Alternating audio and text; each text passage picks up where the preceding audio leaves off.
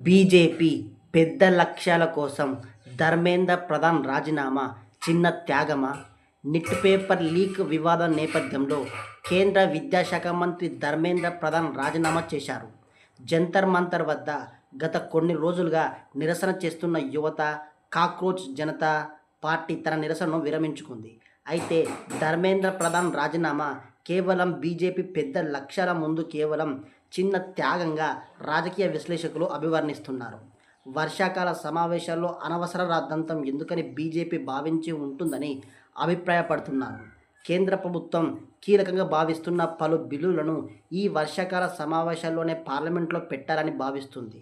ఇలాంటి సమయంలో యువత ఆందోళనలు, విపక్షాల నిరసనలు అవసరమా అని బీజేపీ భావించి ఉంటుంది. ముఖ్యంగా డిలిమిటేషన్ బిల్లును ఈ సమావేశాల్లోనే తీసుకురాబోతుంది. దీంతోపాటు విదేశీ విరాళాల బిల్లును కూడా తీసుకురాబోతుంది. ఏప్రిల్ నెలలో ప్రత్యేక పార్లమెంటు సమావేశాల్లో డిలిమిటేషన్ బిల్లును ఎన్డీఏ సర్కార్ తీసుకువచ్చింది.